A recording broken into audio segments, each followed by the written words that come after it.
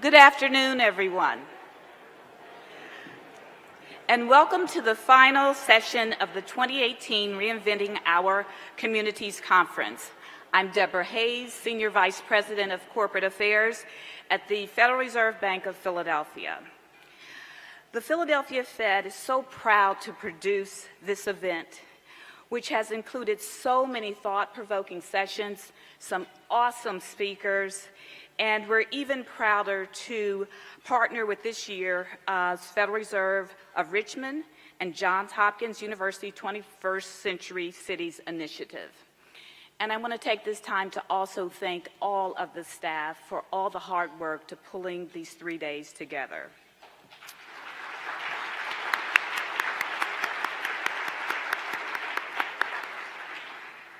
I can't imagine that you haven't enjoyed Baltimore.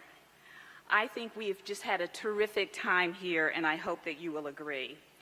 And I think as you leave to go home this afternoon, that you feel really armed with great ideas and increased energy to go back to your communities and really face the economically challenged communities and serve those who you live with in a more effective way. We want everyone to really live this American dream. And so we're here today putting research, data, and ideas into action, and that is what has motivated us to have these conferences. So with that in mind, we have one final topic to present before you today.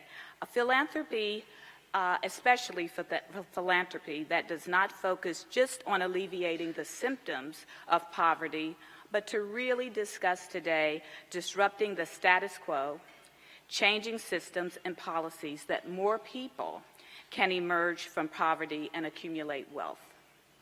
We've spent some time over the past 3 days discussing income inequality in the U.S. and its damaging effects on people's lives and our economy.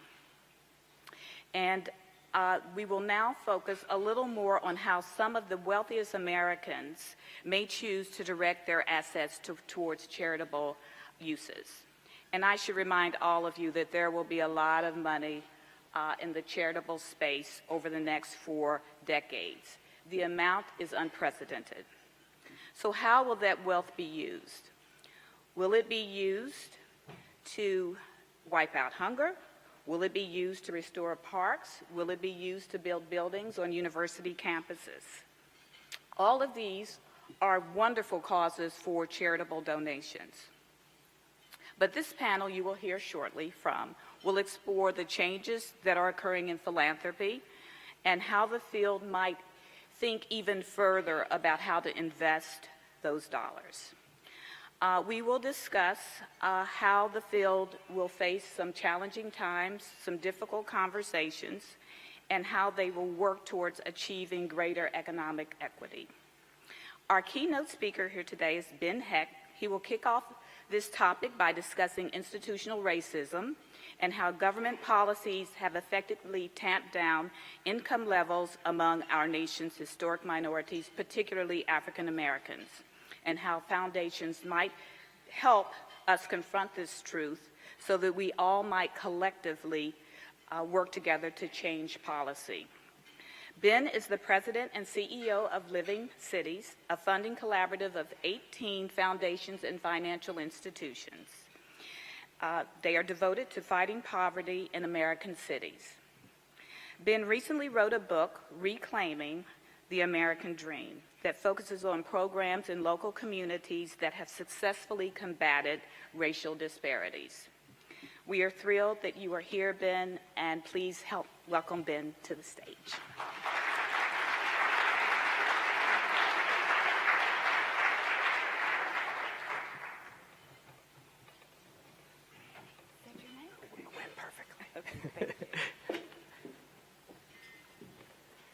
Good afternoon. That's pretty good. I was actually really worried about doing this after 3 days of conference. I actually saw Kurt yesterday, and I was like, Kurt, am I going to be speaking to like this huge hall with 10 people? And he's like, no, it's amazing. There's so much energy in the room. So I'm really excited to be here. Thank you for that introduction. I'm sure that many of you are like me and inspired by what you've seen and heard over these last few days. So much progress is being made, more often than not, against so many odds, that we have a lot that we can and should celebrate. Yet, if we take a step back, we have to admit that the disparities that exist in literally every community across the country have gotten worse and not better over the last 40 years. Take income, take educational attainment, take wealth, you could go a number of categories. They've all actually gotten worse, not better. And that's especially true for people of color. I think just last week, there was an article that said, post the recession, black men are now earning about 60 cents in income to a dollar that white men earn. I think many of you have seen the data that Prosperity Now puts out, that it would take almost 300 years for people of color to gain the wealth that white people have, and that's if white people don't gain another penny. And then educational attainment, what a lot of people don't focus on is only about a little less than 40% of Americans actually have a post-high school degree. But for people of color, that's no more than close to 20%. So those disparities are even worse when we look at people of color. And so you might say, my God, that is just a moral disgrace, that this is a moral imperative that we have to close those gaps, have those disparities go away. And that's true. But even if you don't agree with that, it is an economic imperative. So we, like all Western democracies, more than 74% of our GDP comes from consumption, right? How much we all have the ability to spend to drive the economy. And there's a lot of good data, especially from Bill Frey at the Brookings Institute, that shows our population is going to continue to grow until 2050. Unlike other Western democracies, it's still going to grow. And it's going to grow largely because we're adding people of color. So we have a chance of sustaining the quality of the economy that we currently have, if in fact that growing population actually has the income and the wealth that the current population has. But what we know is that the current systems that we have don't actually work to ensure that people of color, the fastest growing populations, have the income and the wealth that we need to drive our economy. This isn't just about tweaking systems. This is actually saying that, and it's not about just working harder. You know, okay, we're gonna get up at 3 in the morning and we're gonna work till 11 o'clock at night and we're all gonna work a lot harder and everything's gonna be fine. It's not about that. And it's not even about creating a new financing tool like the opportunity zones, which is good and important, but it's not just about that. It's actually about building a new normal, a new way that our systems work that actually work for the majority of the population. About how we educate people so they have a good enough education to succeed in our current economy. It's about ensuring that the job creators of the future actually have the resources to create those jobs. This idea of building a new normal is actually not a novel idea. It's what we've always done. So if you think about when we, at the turn of the 20th century, we're like, oh my God, we have to educate the masses of the people so they can work and get a decent job, and we created the public education system. By 1918, every state had a new normal, which is getting everybody a good enough education for the current economy. Or after the war, when we said, oh my gosh, there's millions of people who haven't been able to go to college or own a home and build wealth, and we passed the GI Bill. This idea of creating a new normal is actually not new or actually crazy, but it's just something we need to do for who we are.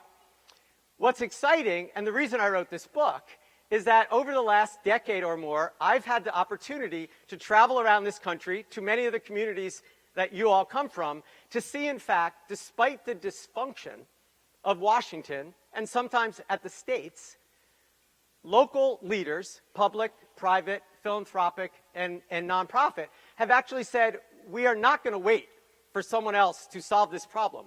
We're going to build solutions that work for the people that we need to improve their lives now. What's amazing is that these are not one-offs. So, over the years, and this may sound real like something you've heard before, but people will point to a certain project in a certain place and say, that's the future of America. But when you look back 10 years like I have, and that hasn't been picked up anywhere else, you're like, it's not the future of America. But if you can look across the country and see approaches that are collectively creating the economic mobility that we need, improving educational outcomes, growing income, building wealth, connecting people to opportunities, and actually, maybe the most important, reknitting our social fabric so we have a commitment in an ongoing way to actually ensuring that we have shared prosperity tomorrow and for every day thereafter. So I wrote this book to basically show that we don't actually have to create a lot of new stuff, even though it's sexy to fund the new thing. In fact, if we went from funding 80% new and 20% old to 80% of existing things that have proven to work and 20% new, we actually could make a huge dent in the challenges that we face. So, in large part, the book is a blueprint for overcoming the barriers that we need and that have been proven not just in one place, but in tens, hundreds of places. So, when I look across these promising solutions, there's actually three things that I want to highlight about how we have to change the way we all work. One of them is we have to get as close to the root of the problem as we can. If you ask yourself, and you're honest, and you say, why do these disparities exist? Unfortunately, and as a white guy, I struggled to try to find a different answer than where we ended up. But it's racism. So I'll give you an example. Why is there that income disparity? Well, let's just pick one. Let's say it's education. You can go down this a lot of different ways, but let's just pick education. Education. Well, why are some people educated, or white people generally educated, better than people of color and have more opportunities? So you'll say, well, their schools aren't as good. They're under-resourced. And so then you ask why. And I'm like, well, it's because it's where they live. It's segregation. And then you ask why, and after 4 whys, you end up at racism. And so if you're not going to actually acknowledge that problem, if you're not going to actually have the solutions come as close to that problem, then you're actually never going to address the real reasons. And if you're like me, where you've done this work for a long time, but you've done it with rose-colored glasses, thinking that our race-neutral ways are going to work, that if we just worked harder, that we're going to get the results we want, we have to admit it's just not the case. So what is exciting is more and more Americans, and this is not in just the big cities, not New York and San Francisco and Chicago, it's across the country. What more and more Americans are realizing that to create lasting change, we have to actually open our eyes and understand what are the institutional and structural challenges that we have to face to solve the problems. So just one example with philanthropy and other civic leaders, that in Cleveland and in New Orleans, together almost 2,000 leaders, public, private, philanthropic, nonprofit. In New Orleans, for example, it was the former head of the Aspen Institute. Why am I blanking on his name? Walter Isaacson. Yeah, Mitch Landrieu, the mayor. They were actually the first to go through this racial equity competency training so they could actually, when they show up at their job, they have the competency to see what they didn't see before. In other places, philanthropy is supporting now in about 10 cities and about 8 states. Philanthropy is supporting new leaders who come with those competencies. So I don't know if you all have heard, I was shocked to learn about these boards and commissions leadership institutes. I don't know if any of you have been involved in those, but it's essentially finding community leaders, mostly brown and black, and training them to sit on boards and commissions, which have real power, and so they can exercise that power.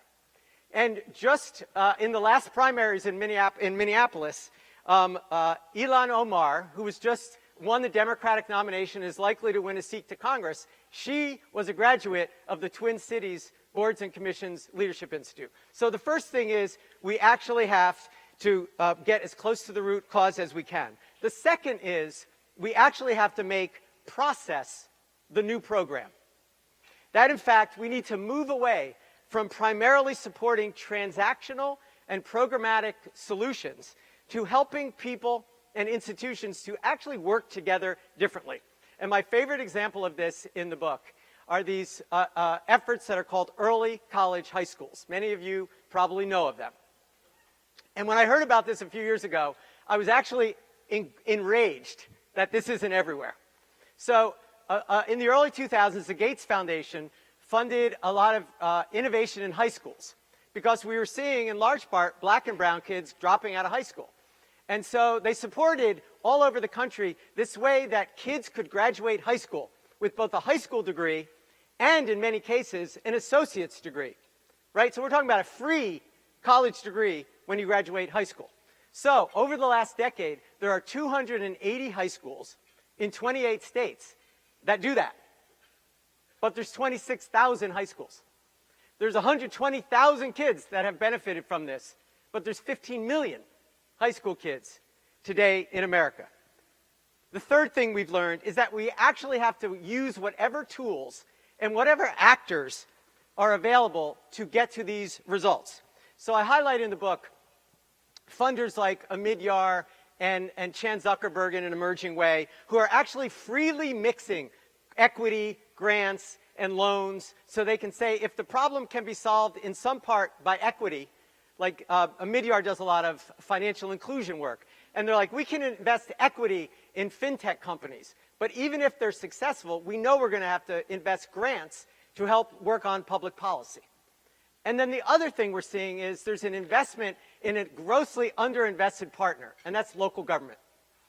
And for whatever reason, and there's a lot of them, we have decided that the only way social change is going to happen is through the organizations we fund the least, which are nonprofits. And we're going to ignore the institutions that actually have their permanent funding source, which is taxpayer dollars.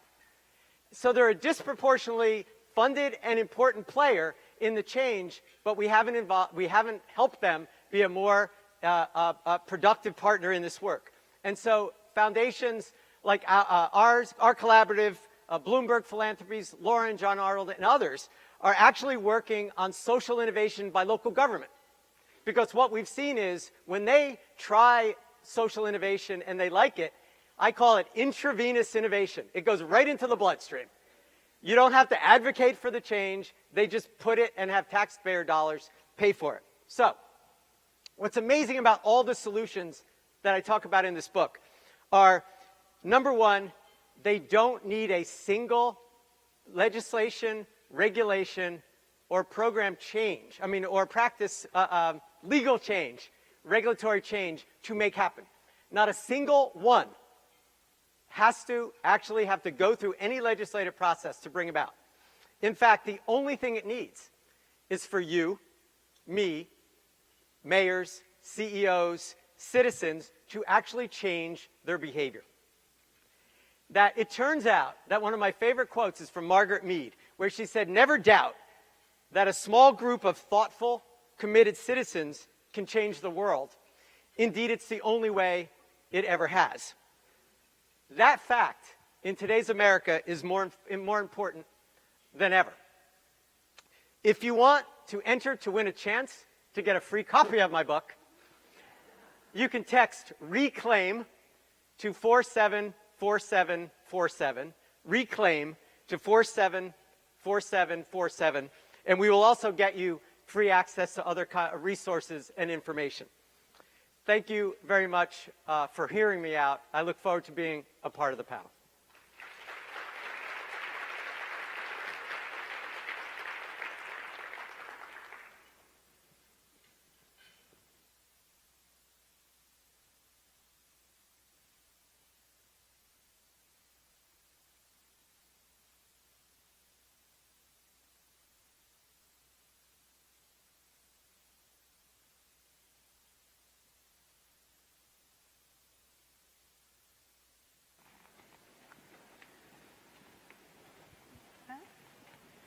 Okay. Thank you, Ben. Hi, everybody. My name is Emily Garpachetti. I'm Vice President and Community Affairs Officer at the Federal Reserve Bank of Cleveland. And I have the distinct pleasure of following you, Ben, who has been just such an inspiration to watch over the last 5 years for me, but I know many of you have been keeping tabs on him for a lot longer. We're joined by Rachel Korberg, who is at the Rockefeller Foundation and a former colleague of mine, who is Associate Director overseeing a portfolio of work around the future of jobs here in the US and leads the work with the Chan Zuckerberg Initiative that many of you might know. It's the Thriving Communities Challenge. Michelle Henry is Vice President and Community Relations Manager at the Office of Nonprofit Management. Nonprofit Engagement at JP Morgan Chase. And she has an extensive background of nonprofit experience. You all do. It was so impressive when I was reading your bios in a mix of nonprofit and private sector experience. So we have a lot to talk about on this panel in this 30 minutes. So we'll see how far we can get. And then to my left is Omar Woodard of the Greenlight Foundation in Philadelphia. He's been there for the last 3 years in the role of executive director. And he also has this mix of really rich private and public sector experience. I just want to pause for a second and say, just from my reflections with a background in both local and regional and national philanthropy, that philanthropy can get a bad rap sometimes, right? Like, we use a lot of jargon. It's kind of, not that the Fed doesn't, but there's a perception that philanthropy might be out of touch with real people and real solutions. And I think this is a great group of individuals that we have here today. And I just want to pose to you as the first question, give us an example, give us some hope here. How are you guys thinking about these challenges that Ben has talked about? We know from his essay, and I'll plug it here, Investing in Opportunities. If Investing in Opportunity, if you didn't grab the book in the back on the resource table, you should. There's essays by a number of our panelists that we've heard from this week. But we know that the work to date has not met the scale and complexity of the challenges around poverty and opportunity, huge racial disparities. We also know, Ben, this is in your essay, that no one individual organization or institution or sector can single-handedly implement that kind of change. And because of that, institutions and organizations must move beyond this transactional approach used by many programs. These one-off programs, siloed interventions, investing in transformational systems change. These are all, I know, jargon, way up here. But help us out here. What does this mean in your day-to-day work? What are the types of things you guys are doing to help us think long-term, help us think bigger about the solutions that low-income people face every day? We'll start with you, Omar. Well, first of all, thank you for having me. Omar Woodard with Greenlight Fund Philadelphia. Our organization is a very simple one.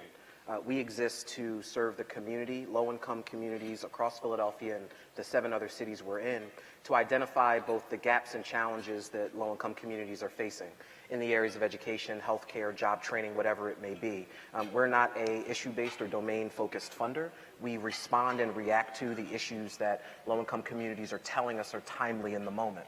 And so across our first 5 years in Philadelphia, none of our investments are in the same space. Community college completion, asset building for low-income families, employment placement for formerly incarcerated young adults coming back home in Philadelphia. All of them look different because all of them are responding and reacting to the unique needs of individuals who know best what those needs are. What we do is we raise dollars as a venture philanthropy organization and invest those dollars through multi-year grants, unrestricted, typically over a 3 to 4 year period. And we do that for two reasons. One, in the venture philanthropy belief, we honestly believe that the grantee-grantor relationship has to be one of partnership. It has to be based on a long-term partnership with a goal towards the long-term sustainability of a model or initiative, hoping to solve the problem that they were brought to the market to solve in the first place. What we try to do, and what we've been doing over the last 4 investments, has been working much more closely with local government and state government.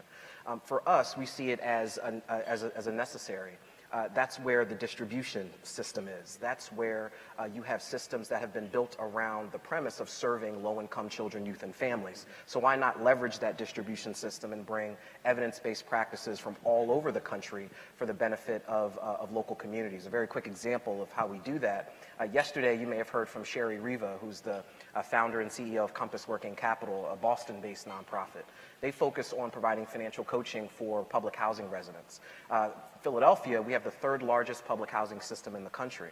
And as a city that has 400,000 individuals who are considered poor and about 190,000 who are considered in deep poverty, which is about $250 a week, we have a significant challenge in building wealth for low-income communities. And so in partnership with a local organization, Clarify, which many of you may know, we've been able to partner Compass Working Capital's evidence-based model with a local organization on the ground that has the important community context to be able to deliver an evidence-based model with this population. And we're excited. It's our first asset-building initiative and investment, but there's much more we're learning. It's at the root cause of why individuals stay in poverty. So instead of investing in a direct service program, which we have and will continue to do in other areas, it's incredibly important for us to mitigate the reasons why largely communities of color are unable to build wealth. And we are in the business of bringing the best organizations we can that we find across the country and bring them to the cities we're in to solve the problems that we hear directly communities say they have. And for those who don't know, what cities are you guys in at the Greenlight? Sure. We were founded in Boston. We replicated first to Philadelphia and the Bay Area, and we added Detroit, Cincinnati, Charlotte, Kansas City, and soon to launch in Atlanta. Great. I'm going to skip Michelle for 1 second. I'm going to jump to Rachel just because I think there, with the Community Thrives Challenge, there is this theme that Ben hit on a lot of not necessarily reinventing the wheel. There's a ton of communities who are doing great work already. So tell us about that effort. Yeah, thanks, Emily. So the Communities Thrive Challenge very much starts from this premise that there is a ton that is already working in communities, that we don't need to be funding something brand new every time. So this is in partnership with the Chan Zuckerberg Initiative, and it's basically a national open call for community-based organizations that are working to expand economic opportunity for low-income and financially insecure people and communities. There are 2 things about it that are a little bit different that I'm really proud of. One is that the first round of review was a peer review process. So if you applied, you were invited to review and actually score 5 other applications. We then did do the sort of more classic national expert review as well. So if you've gone through both rounds of the challenge, you now have 10 very in-depth comments, both from community leaders and from national experts. And we've gotten a lot of great feedback that has been helpful and has spurred some new partnerships and some critical thinking. The second thing about this that was quite different for us was that we only invited organizations to apply if you were not a past or current grantee of Rockefeller or the Chan Zuckerberg Initiative. So you can imagine that was a little controversial because we love our current and past grantees, and we have fantastic relationships with them and are still very committed to them. But we also wanted to acknowledge that a lot of amazing work, especially outside of New York, DC, the Bay Area, gets overlooked, just period. And this was a way for us to very intentionally make sure we opened that network and we made it clear to organizations that this is for you. And we are really hoping to meet you and to build a relationship through this process. We ultimately received 1,800 applications from all states and territories. It's actually a really fascinating data set, which was not why we went into this, but is a pretty wonderful unintended result. And for us, while this is only $10 million on the table, it's going to be 10 $1 million general operating support grants to really scale or take to the next level what's already working. For us, it's about a lot more than 10 million, and for the Chan Zuckerberg Initiative too. It is about a new grant-making practice, and it's also about what our long-term strategies look like. So we're both in moments of kind of setting up our long-term economic opportunity funding strategies again. And rather than lock ourselves in a skyscraper with our consultants, this gives us an opportunity to really hear directly not just what organizations are doing on the ground, but what they think of other work that's happening through the peer review process. Great. Michelle, JP Morgan Chase. Sure, great, thank you. Michelle Henry with the Office of Nonprofit Engagement at JP Morgan Chase. So I've been with the firm for a little over 4 years now, and it was a little over 5 years ago our corporate responsibility team was really tasked with the question, sort of where are we having the most impact? We were clearly giving away lots of money, lots of grants to lots of different organizations across the country, scratching the surface, if you will, at a number of challenges. And our sort of call to action was, where is it that we can leverage our skills, our expertise, the scale of the firm, and of course our financial resources to really drive inclusive economic growth. And so we sort of reimagined our approach to corporate responsibility and developed what we call our model for impact, where we focus on 4 key drivers that we believe will help to increase opportunity for those who have not been able to take advantage of the economic growth that we're experiencing in many cities across the country. So we're focusing on jobs and skills, on neighborhood revitalization, on improving consumer financial health, and also on expanding small businesses, and not just through access to capital, but also to the much needed technical assistance and marketing support that small businesses and entrepreneurs need, particularly those sort of more non-traditional founders, women, people of color, and veterans. Also, as part of that approach, we're looking at sort of what do we best bring to bear? How do we sort of leverage expertise? And certainly as a bank, we need to be leveraging our core business. We deploy capital, we extend credit, we sort of provide insight into local economic development. We look to build capacity across and amongst a variety of partners, including in the nonprofit sector. Someone mentioned earlier that there were sort of dollars available, but there wasn't the infrastructure within the organizations on the ground to sort of use that in an effective way. And so we want to make sure that we are building capacity and really fostering collaboration across the nonprofit, private, and public sectors. And we also talked this morning a lot about data. And so we are very committed to harnessing the power of data, using analysis to really sort of understand what local needs are and to be responsive to those. And then finally, we provide skills and expertise of our employees. And so leveraging kind of their day-to-day skill sets at the firm to really help nonprofits solve some of the most strategic challenges that they are having. And Michelle, sorry, just to push on that a little bit, is this different than the way JP Morgan Chase has traditionally thought about their portfolio, or is it much of the same? Sure. So we had been, right? So 5 years ago, I mean, we're a bank, right? And so we have sort of lots of investments in places where we have retail branches and not as much investment in places where we don't have retail branches. But also, as I mentioned, we were not really focused in on what are sort of the key challenges in neighborhoods and how could we best have impact, right? So we developed these 4 areas, and we've had significant learnings over the past 5 years. Detroit is one example where we have, sort of fostered collaboration across local stakeholders. We've invested capital, we've extended credit, we've worked with small businesses, and have really seen some significant changes in the revitalization of that city. Similarly, we've made large investments in Chicago and most recently in DC. And from those learnings, just last month, we announced a new initiative called Advancing Cities. It's $500 million over 5 years. And what we're looking there, I think, really hones in, Ben, on one of the things that you talked about, which is not just looking at sort of individual systems and sort of what are the challenges within each system, but what's the intersectionality and how are already existing collaborations, how can they sort of leverage this infusion of capital to really push the needle? I encourage everyone to take a look at our website. We've got an open application. Applications are due at the end of November, and I can sort of talk a little bit more about that strategy as we get into the conversation. That's pretty good if that turns into something for some of our attendees out there. So thanks for that. Sure. Ben, I'm going to turn to you with this one because Living Cities, there's so many different efforts that you guys have undergone over the last decade. Is there one that you think illustrates this issue of scale? Mm-hmm. So it's one thing to go to a community, identify what's working, make sure you are tracking effective practices, measuring progress.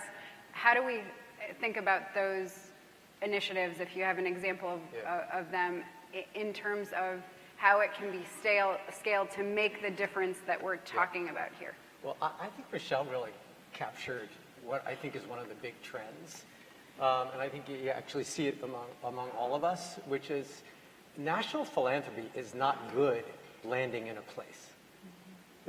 Like, we don't have the attention span because we're not there, and we're not going to always be there. And so more often than not, it's been my experience, is that we can go in with an idea that we have, and then we distort the market until we're bored with it, and then we move on. And so I think what you hear here, and I think many of us kind of know that. We may not say it, but we know it. And so instead, like, how do we, so I looked at the JP Morgan Chase, RFP, and it was like so much of what we had learned over the years, which is you actually have to build upon momentum that the local folks have. And they're the ones who control the, billions of dollars that's already in the systems. Our money, I mean, one of the data points I forgot to talk about in my comments was the city of New York in 12 days spends more than all of philanthropy in 1 year. Right? So the idea that philanthropy, all of us, God bless us, are going to fundamentally change any place is crazy. And so instead what we can do is, like, say we're going to incent you guys to come with us with your best ideas, and we want to supercharge what you're already doing. But we actually know that all these problems are so complex. I talk about in the book, it's about income, it's about education, it's about wealth, it's about connecting to opportunity. If you can't do all of those, you're really not going to solve it. And so the idea, like you're doing, Michelle, where you're saying essentially, if you don't have that group together that accepts that we have to address all those at the same time, or at least in some rational way, we're not going to be able to help you that much. And I really do think that, like, we've seen that. We did it we've been doing it with the integration initiative in multiple cities. We helped to work with the Boston Fed to create the Working Cities Challenge. The Strive Together network of Cradle to Career now in like 80 places. The common thread is these local leaders essentially saying, I have the humility to know that I can't solve it myself. Great. And underpinning this, I'm going to turn to the issue of race. That seems to be the lens through which a lot of us have seen these conversations over the last couple of days, because it is so important and the disparities are so stark in any number of the issues that you've been talking about. And I just wanted to recognize Scott Spencer from Annie Casey yesterday, and I was part of this afternoon that we spent talking about racial equity and the different tools we could use to identify effective programs. But in his remarks, he made a really important comment, and that is, if race is not at the center or the foundation of your work, then none of the work you do will be fully effective, because it's so ingrained in the root problem. And that kind of echoes a lot of what you just spoke about, Ben. So I was curious, Omar, Michelle, in your institutions, how do you guys think about race as part of the work you do, as fundamental to the work you do? Where do you see that? Yeah. Being a native Philadelphian, someone who was raised in the communities that we're investing in now, it was something that I actually took for granted. But until you look at the data, right. And I just want to be clear, I love my city of Philadelphia. We have a 26.5% poverty rate. Of the people who are poor, 52% of them are African American. So that puts you at 200,000 black folks in the city of Philadelphia who are considered poor. Of those who are considered in deep poverty, the metric I mentioned earlier, 61% are African American. And so if Greenlight in Philadelphia is not thinking and starting with those facts in mind, as we're working with community to, first, as we identify which communities we should be talking to, and two, are there the communities and the leaders in those communities that we should be leaning in with to help co-design our investment strategy, then nothing else we do after that will matter or will be as effective, I agree. And so we start with that. And I think that's the benefit of the Greenlight model, the benefit of a lot of models, hopefully that you all are hearing, which puts not just race, but puts the person or the family or the group that will benefit, or you hope will benefit from what it is you're trying to do, put them in the center of co-creating what might be a theory of change at the outset, but would be eventually what you're trying to accomplish. And if you don't do that, nothing else will be successful. It's not lost on me that most foundations and those who run them are not people of color. And so in Philadelphia, that is also true. And so there is a factor, an important factor in having a philanthropy, venture philanthropy or otherwise, who's led by someone of color, going into communities of color. And centering those conversations and those needs. But it's also helpful to have folks like Ben and others say how important this is, period. You mean white people? Yes, generally. Yeah, let's be very be explicit. clear. Okay. Let's be very explicit. We need white folks and others to step in and say and champion the fact that these issues are incredibly, incredibly important, not just in philanthropy, but in terms of how we make decisions generally across industries, regardless of industry. If you don't start at the root, whatever decision you'll make will end up missing the fullness of the outcome you wish to have. Another reason why I really respect Ben is, as a white guy who's not afraid to talk about these issues. That's right. Michelle? Thanks. So I think we're tackling this, or trying to attack this from a number of different angles. There's still sort of lots of learning, but one example that I will give is, we have recently announced expansion of our retail branch throughout the Northeast, New England, and the Mid-Atlantic regions. And that expansion is not through the acquisition of another bank where we're just simply sort of moving into locations that have already been existing and working with people who the other bank worked with. It's been a really organic process where we're being very intentional about how we increase access to financial services for underserved communities, including communities of color. And so that includes everything from where we are locating the new branches, how we're thinking about sort of the physical space of those branches so that we can make sure that our new neighbors, quite frankly, the communities of color, are able to use those spaces, and also thinking strategically about sort of the product and service offering. So that's, sort of squarely sort of on the bank side, very intentional, very much aligned with our expansion strategy.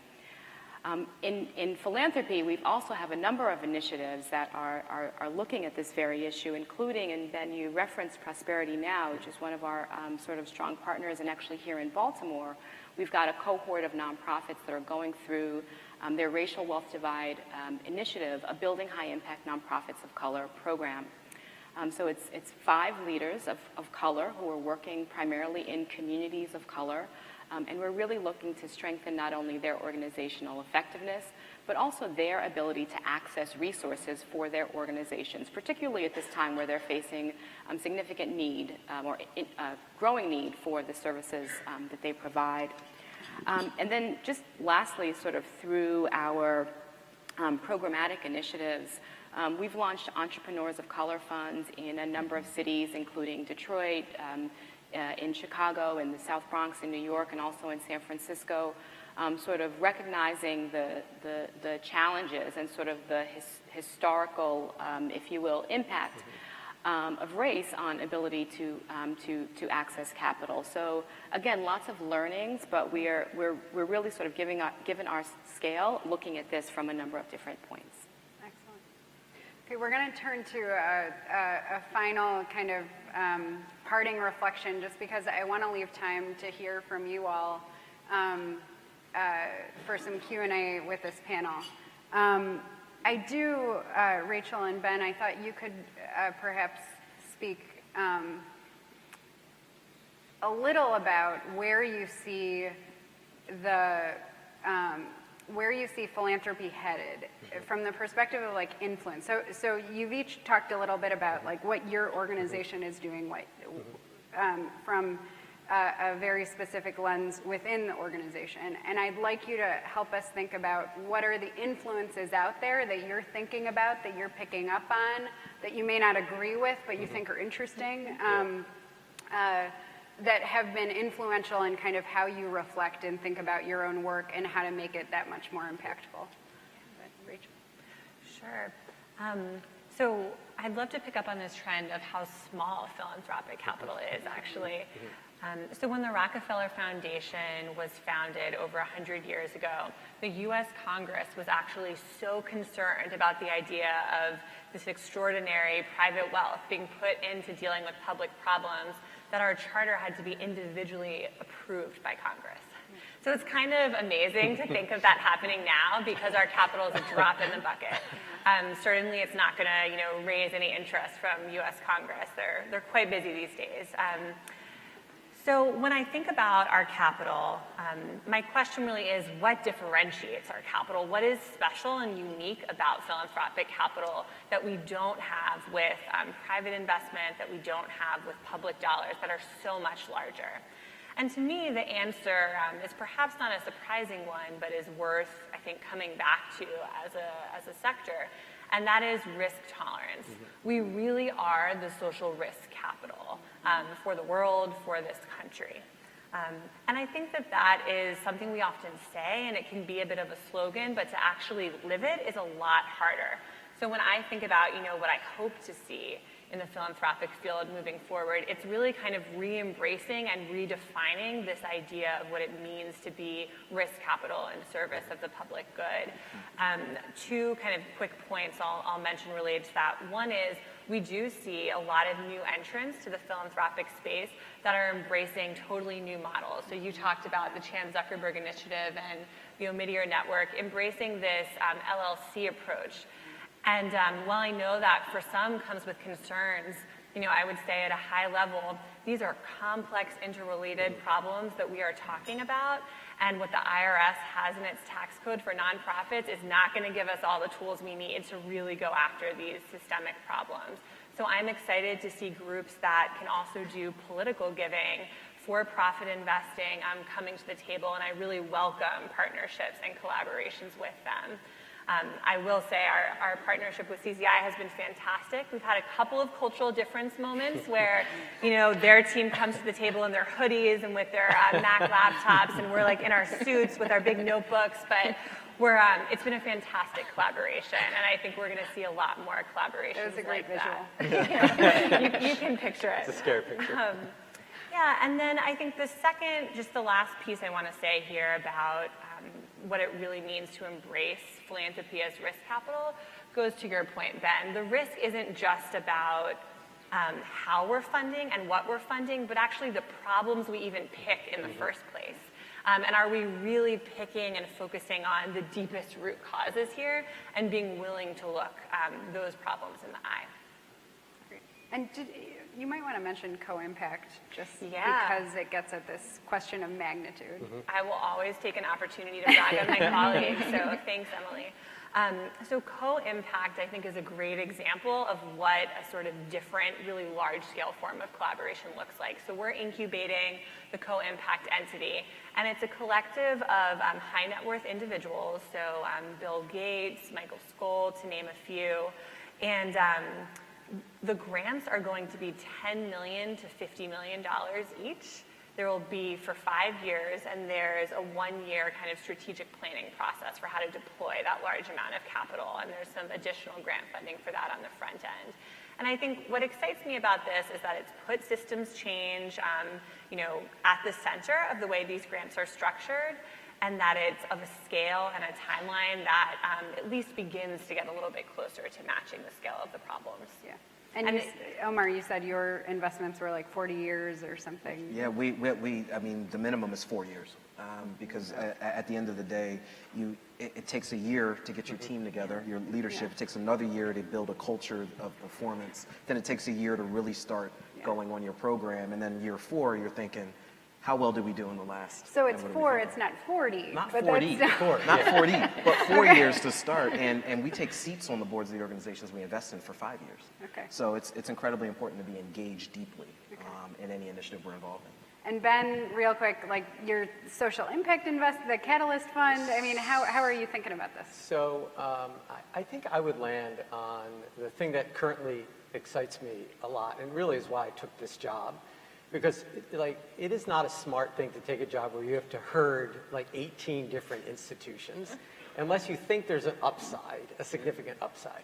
And so a couple of years ago, really 3 years ago, the board, somewhat by seeing the challenges that were out there when everybody individually did their own thing, said, could we create, it was actually Zav Briggs at the Ford Foundation who said, could we create among ourselves a new member compact, where instead of just coming to the table and passing money through, could we actually align ourselves in a very different way to see not are we supporting living cities, but are we supporting results that are happening in the communities? And that's, yes, it's grants, and yes, it might be loans, but it's also knowledge that they have. It's the people that we have. I mean, when you were at Rockefeller and Rachel, you're part of these efforts where we have a dozen or more institutions who are essentially saying, we've all individually developed our own programs. We never intended to have them align with anybody, and we never attempted to align them. Maybe we could work differently. Yeah. And I can't stand up here with you all and not, we could have talked another half hour just about the importance of data and measurement, as I'm sure you guys would. So that'll be for post-conference coffee or something. I think now we'll turn it to Q&A because I really do want you all to have the opportunity to ask questions to these guys.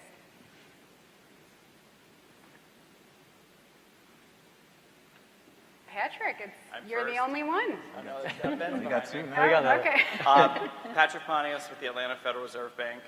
So I think when I parsed out the last 2.5 days, the biggest theme I've heard across the board is that unless committed leadership takes both a holistic approach with all of the opportunity indicators as we might package them, and really acknowledges the racial equity gaps, it's really just going to be very sporadic and incremental at best.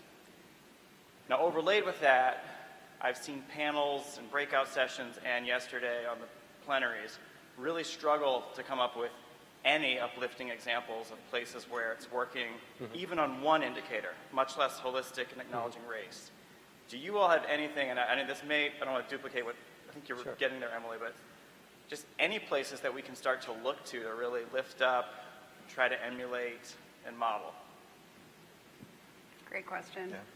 So, I'm glad that you mentioned leadership. I mean, I'll use Detroit as an example. I mean, a Democratic mayor, a Republican governor, a white mayor in a predominantly African-American city. And I think there we've just really seen how sort of the power of focusing in on a shared goal, not the processes or other ideologies, really helps bring together a wide range of stakeholders in order to move the needle. So not a small city example, but I think that the concepts that were used in Detroit are ones that can be replicated in other cities.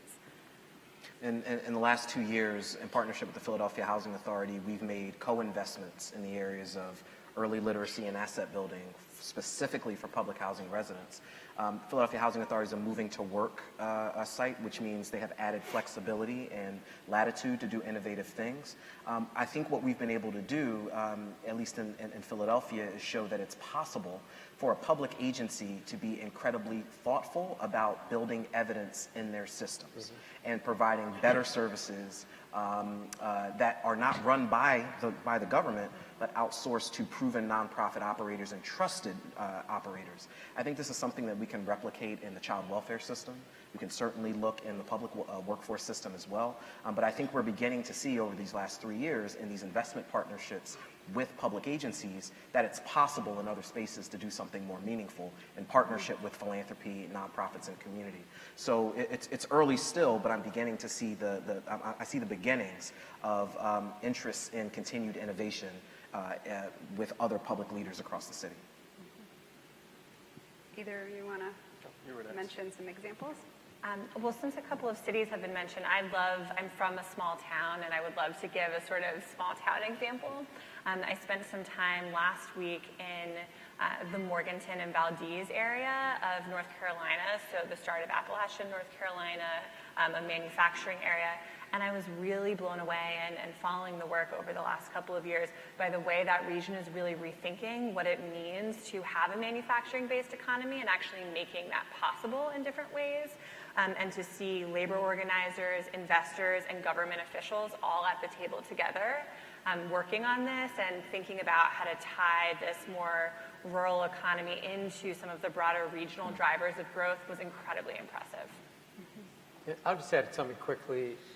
So first of all, buy my book or text 474747 to reclaim to 47. You get my point. But there's a ton of stuff, but it requires you to change the way you work. And it requires you to first say what the result is that you want to achieve. If you don't say what the result is, I guarantee you will not get there. You will get more of what you're doing, and more of what you're doing is not going to solve the problem. And it's going to require, once the local leaders across these sectors agree, it's going to require every one of them to change the way they work. So like collaboration is not everybody does what I do or what I say to do. It requires loss pretty much on everybody's part because they're all failing. And so there's a ton of examples of that, and we sort of know what has to happen. And in fact, the Boston Fed, so we were doing this work, this cross-sectoral work, and the Boston Fed heard what we were doing, and they said, that's really interesting that you are in practice doing these ideas. We just did some research, and I won't take up a lot of time, but go look up the research on resurgent cities, not now, but after we're all done talking, of course. And in that research, what they found was they thought that they would look at all these post-industrial cities, like 25 post-industrial cities, and they said, we're going to run the numbers like all economists do, and we're going to find out why certain cities worked to recover, and others didn't. And they found no quantitative data. But then they went and they talked to the leaders in those cities, and the cities that turned themselves around because the multiple leaders from multiple sectors all were singing from the same hymnal. Mm-hmm. And that's what it takes. Mm-hmm. And that's why it isn't just one partner, and that's what we've seen time and time again. I can give you 150 examples. Speaking of 150, I'll give you 115 metropolitan areas that have data that Brookings has tracked on inclusive economies or top 100. Sorry, 115 was something else. But that's been interesting because if you want the data to ground this, you can see in the recovery from 2006 to 2016 what metropolitan areas have grown more inclusively than others. I recall in our district, I think Cincinnati was like the only place that had data that showed job growth, wage growth, and also a decrease in inequality. So there's a lot of different data sets. Urban Institute has done this as well. And I know University of California, the USC system, they have also done an analysis around this, Manuel Pastor and Chris Benner. So there's a lot of different ways data-wise that I'm very interested in this question because I think there is a lot to learn from those places that have done it well. The problem is that it's always going to be a moving target. We want to achieve an inclusive economy that's changing as we're diversifying, as we're stratifying on a day-to-day basis. And so, yeah, I know Atlanta was given as the example, and I had a robust conversation after about whether or not Atlanta, there's a lot of things that they're doing right, and there's a lot of things that could be probably improved. So I think to be continued, but great question. And then I'm going to go, I think we can take one more, maybe. Why don't you both state a question, and then I think we have to wrap up. Hello, my name is Anthony Scott. I'm with the Durham Housing Authority, so I appreciate your Philadelphia comments, and I know, Ben, you've done work in Durham. But I have another question. I started out as I ran a nonprofit organization in Los Angeles. And one of the things that has been clear to me from then until now is a lot of the work that we're talking about, highly complex. The solutions are highly complex. Say that again? The work that we're talking about is highly complex. Yeah. The solutions by default also are highly complex. But I don't know that we necessarily have the human capital infrastructure to take that on at the nonprofit level where a lot of this tends to find itself. Have you all thought about that as funders as to how you could look at supporting the staffing of nonprofit organizations, or in the case of even housing authorities? Because of the sophisticated nature that you need to tackle these programs and these projects and these solutions. Because, you know, having people that know how to manipulate data, who know how to think, frankly, the way you need to think to solve these problems is often a difficult solution to come to for us because we can't find those people, or if we do find them, they tend to be very, very expensive. You can clap. Yep. Hi, Ben Horowitz with the Federal Reserve Bank of Minneapolis.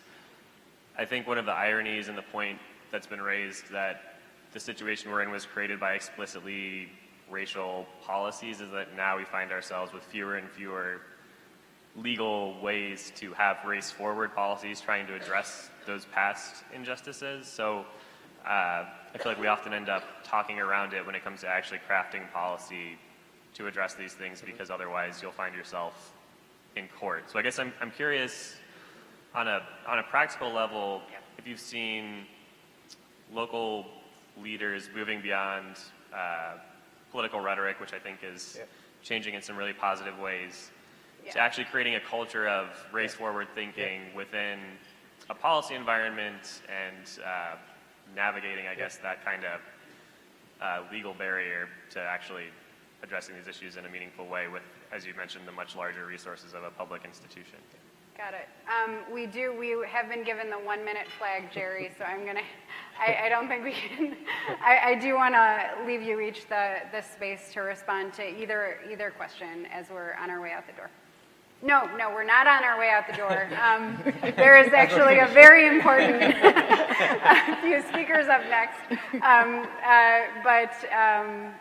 Yes, stay at your seats. I didn't say that. Okay. Yeah. So I on the question around talent needed to solve some of these challenges, absolutely. And the good news is that WIOA, the Workforce Innovation Opportunity Act, I think has provided workforce investment boards across the country with some really good guidance and more latitude in investing in programs that begin to create talent pipelines that we need in the future. And so for those of us who are identifying talent gaps now, this is a great opportunity to be working with your Workforce Investment Board to develop programs that they will absolutely fund. And this has been true in Philadelphia and other parts across the state, is this not just more money, but it's how they're able to use it, leverage it, and be thoughtful and creative about it. So I would target that as an opportunity. And then, more broadly on the race issue, I found it to be interesting that the mayor of Boston, Marty Walsh, launched the equity agenda and has a very thoughtful process by which to embed equity across all city departments. Yep. It's something that Philadelphia certainly needs. The city of Boston is 22% African American. The city of Philadelphia is 45% African American. I can guarantee you that the challenges that Boston has are very similar in terms of embedding equity. So the types of things where you have a white mayor willing to lead on issues of race is incredibly important. And in the cases where there are black leadership, identifying particularly business leaders who happen to be white to lead the effort there as well is incredibly important. Right. Any other final thoughts? Michelle? I see we're getting this Rachel? stuff. I would love to. Really quick. Just one quick thing on the future of philanthropy is that I really hope, though, that we sort of keep in mind, and going back to sort of those that are the recipients of the services and those that are closest to the challenges, that we really sort of respect and honor the nonprofits and especially the community-based organizations that really do have the cultural competence, they have the language, they have the relationships that really can inform some of the, I think, most impactful responses to these challenges. So Thank you. just in closing, wanted to note that. Great. I'll say 3 sentences on this question. I think the talent in the nonprofit sector, to build on what you're saying, is incredible and is absolutely there. I think that when you have to be the CFO, the communications officer, and have 10 angry community members in your office telling you about something you did wrong, that it's no wonder you feel pretty constrained. So I'm going to offer a tactical solution we're experimenting with to a much bigger problem, and that is, let's make sure we as funders at least aren't making those constraints even harder. So overhead is a good thing. Let's remember that.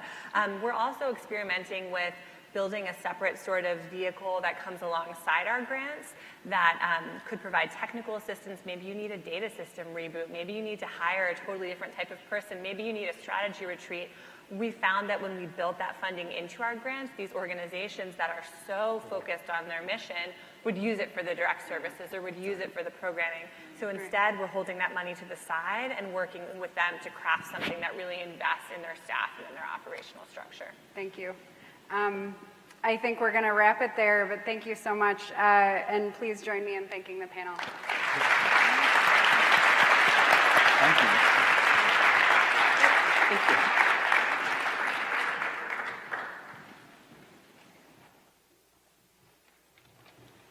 Thank you again for a really engaging panel.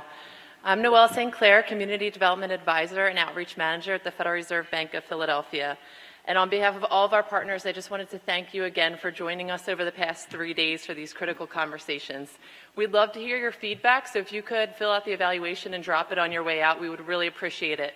It helps us provide you with engaging content, and we hope to see you in 2020. So we'll inform the planning efforts for next Reinventing. As you know, this is our 8th biennial conference. Just last conference in Philadelphia, our president, Patrick Harker, announced the Economic Growth and Mobility Project. And that work is really focused on bringing research-informed practice to communities. And it has really been under President Harker's leadership that our community development team has been challenged to think about how we could bring unique value to the communities throughout our district by working in close collaboration with them. A central focus of the Economic Growth and Mobility Project is the development of research and action labs, which are specifically designed to promote research-informed practice with an emphasis on job creation and job access, education and workforce, and community infrastructure, many of the themes that we've been discussing over the past 3 days. With that, I'm pleased to introduce Patrick Harker, the President and CEO of the Federal Reserve Bank of Philadelphia, who will provide updates on this work to close out the conference. Please join me in welcoming President Harker.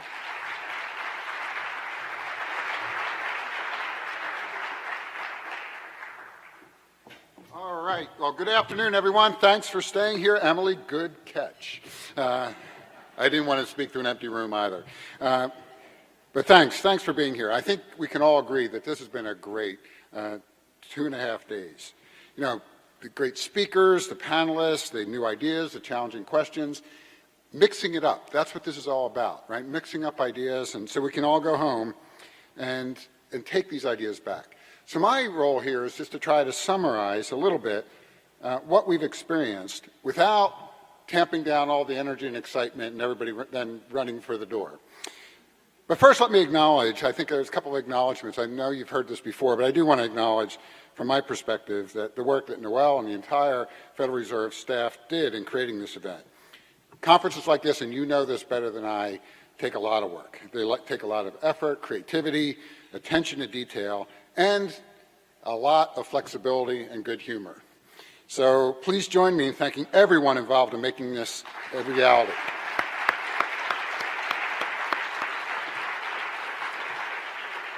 I also want to give special thanks to our host city of Baltimore and President Barkin and his team at the Richmond Fed as well. And also Ron Daniels, my old colleague from Penn, the president of Johns Hopkins University, and the 21st Century Cities Initiative. Let's give them a round of applause, too. So what you heard inside this hotel and what we saw outside the walls of this hotel on Monday morning, I hope that's armed you with some new insights, some new ideas that you can take home and then make happen in your own communities. I want to take my time with you this afternoon to deliver some brief remarks that may be slightly different than many of you might expect from a Federal Reserve Bank president. Rather than focus on data, models, and economics, I want to talk to you about the need for and the power of systems change. And while the speech may be a little different, I still have to give the Fed disclaimer, the standard Fed disclaimer. These are my views alone and no one else in the Federal Reserve System or in the Federal Open Market Committee. There, I cannot get in trouble with Jay Powell now, right? So make sure you tell him. The Fed is, first and foremost, a data-driven institution, and we rely on objective research to inform policy decisions. That said, our understanding must be informed by the real experiences of those who make up the economy, the real people who work, spend, save, and invest in the many ways that drive our national economy, and of course, our national economy is nothing more than a collection of our local economies. While the data and strategies shared over the past 3 days have provided valuable insight, I, for one, found the inspiration in the stories. Incredible stories. From the personal journeys of Zui Kwok to Zachary Woods, these perspectives on opportunity have illustrated the power of the narrative to shed light on issues and bring data to life. I believe the best policy happens at this intersection of national data and local realities, at the intersection between research and practice. To that end, one of the most important parts of my job is traveling around our district and hearing from people. We hear stories of community stakeholders, from bankers to laborers, young students to the retired, from the unemployed to the self-employed. We hear stories from urban and rural communities across Pennsylvania, New Jersey, and Delaware. Through our travels as a team, we are reminded that even as the economy at large prospers, people in many communities face real challenges, real economic challenges. We've heard about the increasing rates of poverty in suburban communities, the continued movement of educated workers out of rural areas, rental housing challenges in cities, and the economic impact of the opioid epidemic in all of these places. I've learned so much from these interactions, and I value these insights, the insights people share about how the economy is working, or in some cases, not working for them. We spent the past 3 days looking at incredibly innovative approaches to fixing entrenched problems. We've seen examples of investing not only in financial capital, but also in our collective human, social, and physical capital in order to truly maximize opportunities for more Americans and foster greater economic mobility. We've heard the call to action for strategies that move us beyond transactional to truly transformational change. Now, for me, what's clear from these stories and from the data that supports them is that in order for this to happen, as many have said in this conference, there is a need for real systems change. These stories are, in fact, where systems change can begin. Now, systems change can sound like a heady, overwhelming task, right? It's too big, it's somebody else's problem, it's beyond my control. But I would argue that we all have a role to play in systems change. Systems change is about understanding what is working and what isn't working, being willing to question what is underneath, and knowing that cosmetic repairs will never be successful if we don't examine the whole structure. This is the work we all can do, and I fundamentally believe this is work we've started here together over the past 3 days. All systems require continual assessment to ensure that the assumptions we make and the truths we hold to be absolute still make sense as the world around us evolves. A few of you may know I at one point early in my career, I'm an engineer by training, and I actually worked as an engineer. Now, that was my honest job. Now I'm a policy. One of my first jobs as an engineer was working on the New York City subway system in the 1980s. Many nights were spent walking deep into subway tunnels, first opened in 1904, and looking for cracks and damage, suggesting repairs for a crumbling system, and most importantly, trying to avoid New York City rats. I can assure you, this work was as glamorous as it sounds.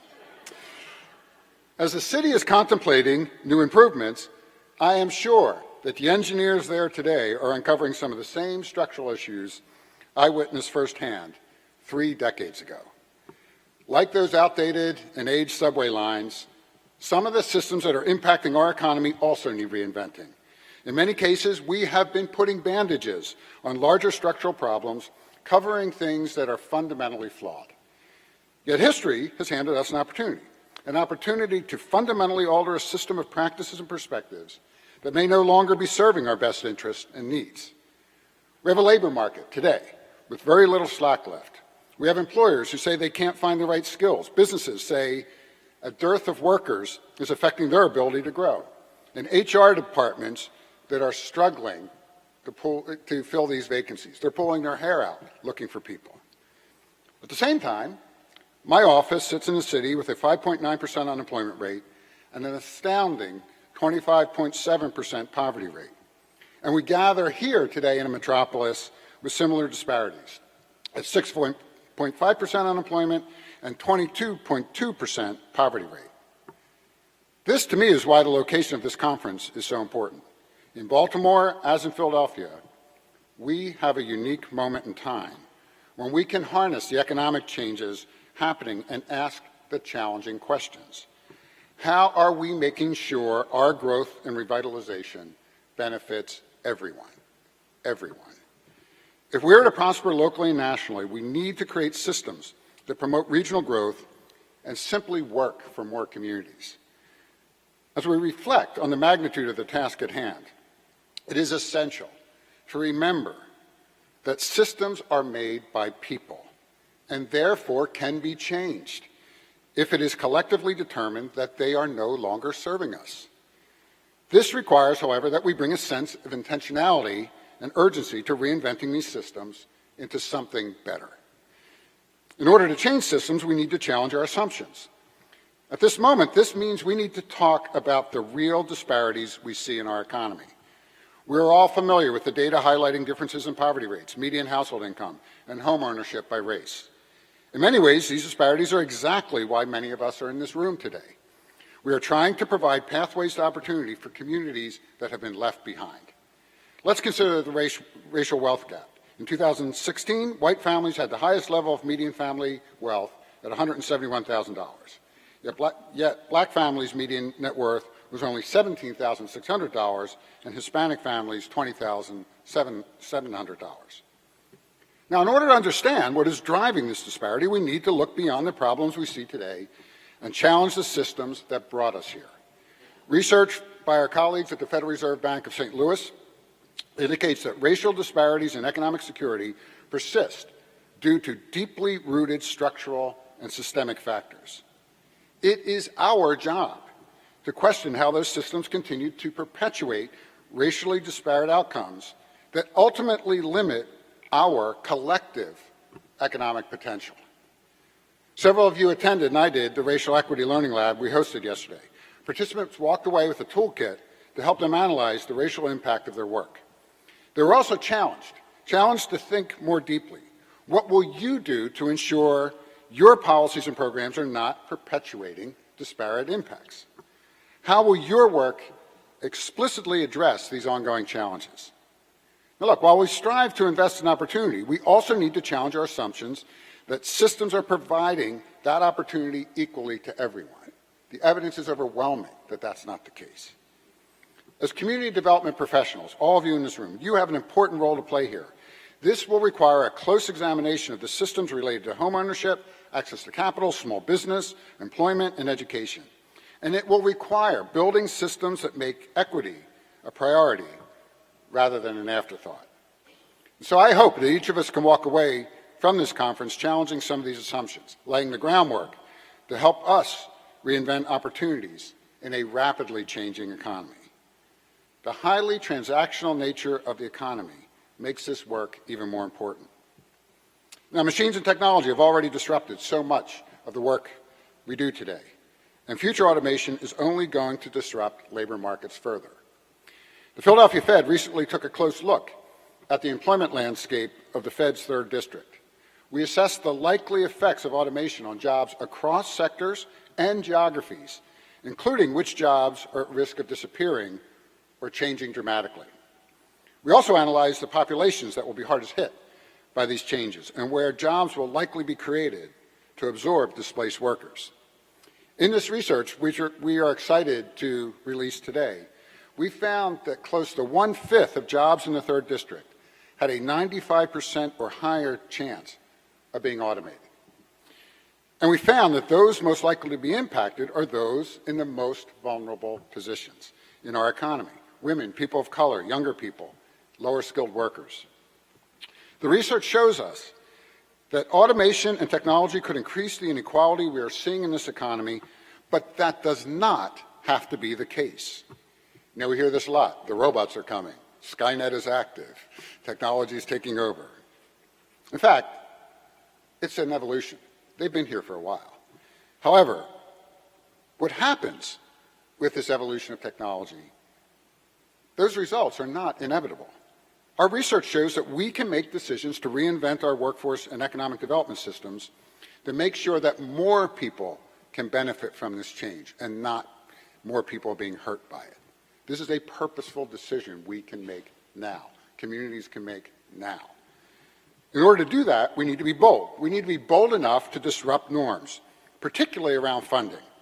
Just last month, I had the opportunity to tour Tech Centro, a workforce training center that offers bilingual training to prepare local job seekers for the more than 12,000 job vacancies in Lancaster County, Pennsylvania. I spoke with the students in the Certified Nursing Assistance Program, whose wages will more than double in as little as 3 months when they finish their training.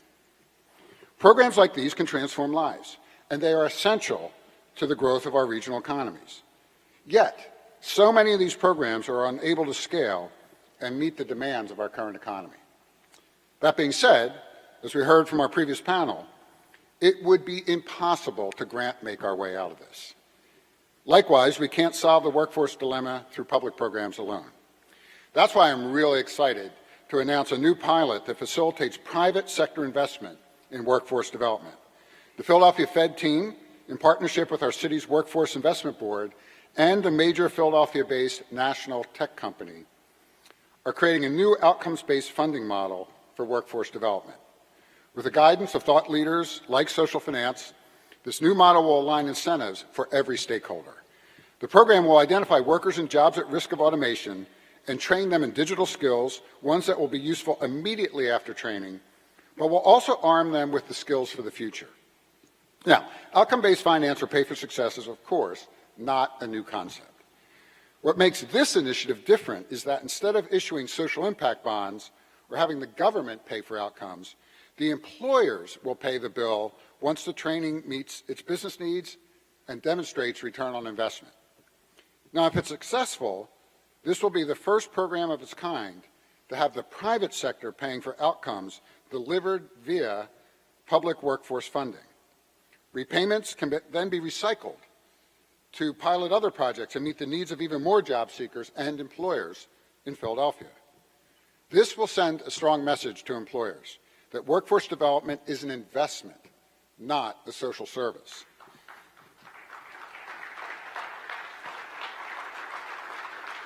This is a kind of new partnership. This is a new partnership that kind of fundamentally disrupts systems and the ways we've been doing things. And I think it'll help hit the reset button on the relationship between the public and private sectors and the ways they work together. Most importantly, this is an idea that can be adopted across industries. To say that this excites me would be a huge understatement, as you can tell. We hope that by challenging assumptions about the impact of automation and by disrupting the norms of how the private sector invests in workforce development, we must reinvent opportunities for those who could most benefit from the growing economy. So in conclusion, we could not gather here with all of you without acknowledging the great Jeremy Nowak, who served as chair of the board of the Federal Reserve for a number of years, Philadelphia Fed for a number of years. In fact, I was honored to be a director and serve under Jeremy's leadership. So I know that many of you in this room knew Jeremy. And I know that his memorial service in August, a lot of stories were told, people told these stories publicly and privately that day about how Jeremy had yelled at them. And I got that, by the way, too. but how much they loved him for caring that much to do that. He was that kind of guy, right? Impatient and passionate. He spent his career at the intersections of capital and people, of data and anecdote, of reason and emotion. He asked hard questions. He challenged assumptions. He disrupted norms. And he reinvented opportunities every day. And he wants us still to do the same thing every day. The good news is you're already there. You're doing this work.